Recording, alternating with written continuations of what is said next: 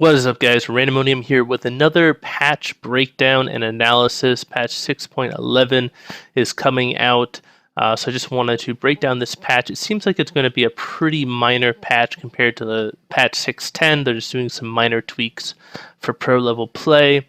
Anivia is getting her mana costs increased on her R, which I think is good because her win rate spiked up really, really high in 6.10 after her buffs. So they're kind of trying to bring her back more in line. Azir is getting some heavy nerfs, which is very interesting because he's not very good at lower levels of play. He is extremely dominant in high levels of play, but these nerfs are not going to really hurt his high level of play. I don't think. I think that these nerfs are only going to hurt his people who play him at a lower level. So I think he's just going to become kind of unplayable at low elo, and he's going to still be very dominant at high elo. They changed it so his W can no longer deal damage to towers, and also you no longer get bonus movement speed for moving through his R, which I don't really care about those. What I care about is the duration for his Emperor's Divide has been dropped to 3 seconds. Good Azir players, 3 seconds is all they need, but people who are maybe not as skilled with the champion, that's going to really hurt them, and I think you're going to really see Azir's win rate drop a lot in lower elo, and it's not going to really change in higher elo. So yeah, I think they missed the mark with the Azir nerfs. Hopefully they make some further changes in other patches.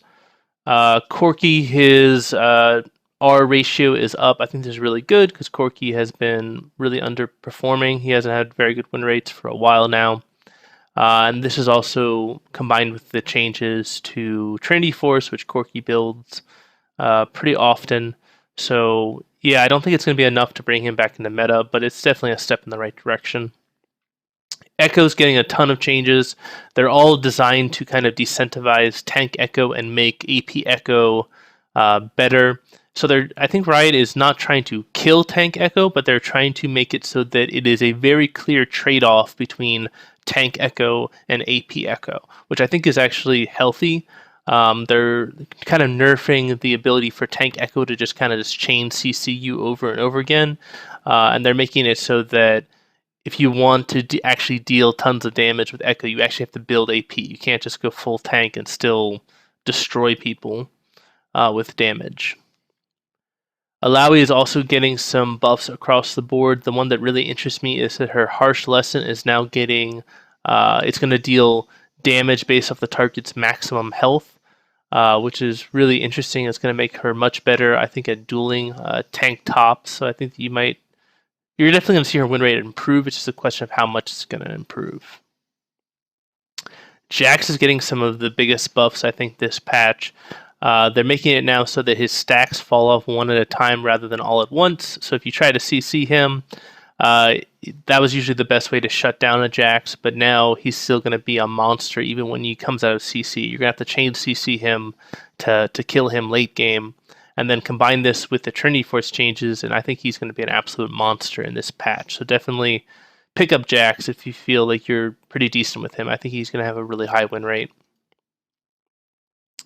Kindred, they're changing the way her passive works so that now it's less random, and now it's based off of how many marks she gets. So if she has only a couple marks, it gives her easier camps, and if she gets a lot of marks, then she has to get much harder camps.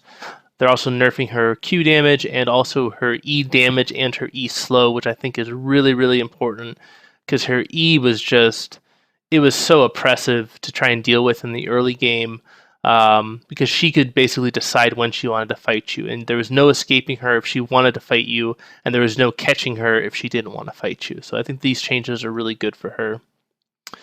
Lucian's getting his Q and his W range nerfed, and his Q ratio is going down. They also have a bug fix where the second shot no longer procs Runan's Hurricane or Rage Blade, which, yeah, I guess that makes sense. I don't know that many people who build Hurricane or Rage Blade on Lucian.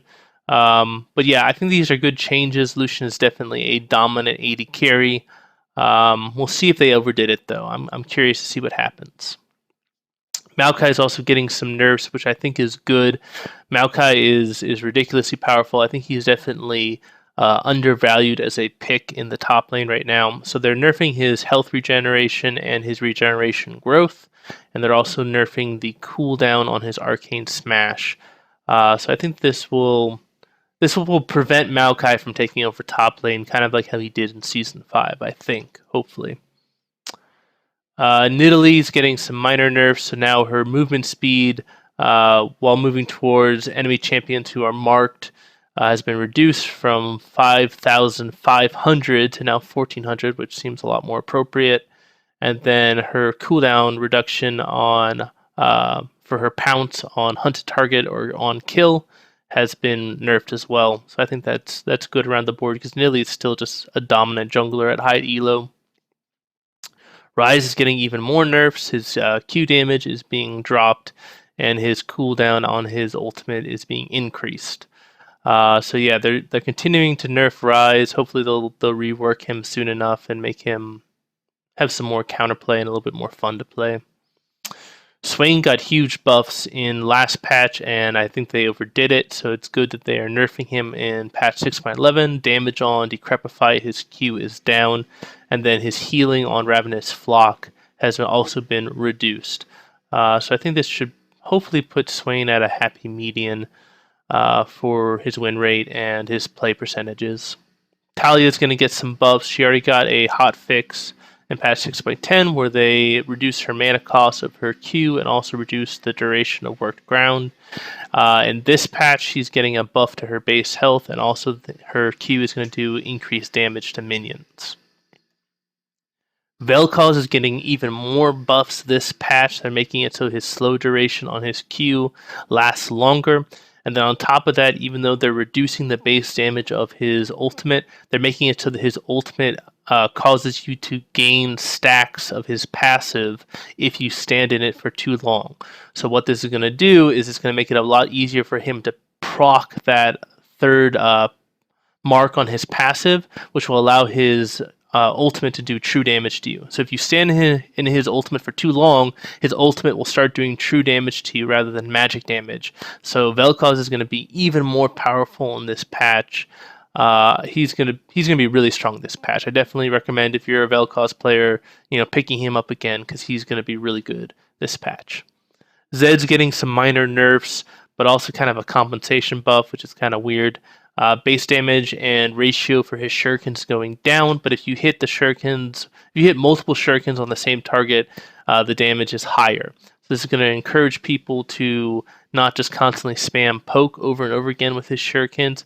Instead, it's going to encourage people to actually hit with multiple shurikens and actually play him more like an assassin rather than a long-range poking mage, which is not what he should be at all. Ahri is just getting some quality of life buffs, so is Aurelion Sol. Splash updates for Nidalee. Boots of Swiftness is getting its movement speed reduced. Berserker Greaves is getting attack speed increase, so I think you're going to see a lot more AD carries go Berserker Greaves over Boots of Swiftness. Ninja Tabby is getting its attack reduction increased. Trinity Forces is a huge one, so it's now going to be built out of Stinger instead of Zeal, so it's gaining more attack speed and more cooldown reduction, and they're removing the critical strike chance from Zeal. This is going to really strongly help Jax, Irelia, and Vi, and it's going to hurt Yasuo and Gangplank. So I think you're going to see win rates increase for Jax, Irelia, and Vi, and you're going to see less people building Trinity Force on Yasuo and Gangplank. They made slight changes to Stinger. They made Wit's End a much better build path, so now it builds out of a Negatron Cloak rather than just a Null Magic Mantle, and also the total cost is being reduced by 300, so those are all great changes. And then just rounding everything out, Dynamic Q, they're going to make changes later in this patch for high elo players. They're bringing back the shop, so you'll get some specialized skins that will be on sale for you. Tons of bug fixes yet again, and then we're getting 3 new skins. So anyway, I hope you guys enjoyed this video. It's definitely a lot easier of a patch rather than 6.10. There are a lot of really crazy changes in 6.10. This patch is pretty straightforward. If you agree with what I said, please give it a thumbs up. Please leave a comment. I'd love to have a discussion over this patch and how you think the meta is going to change. If you like the content on the channel, please subscribe. I hope you guys all have a great day. This is Randomonium signing off.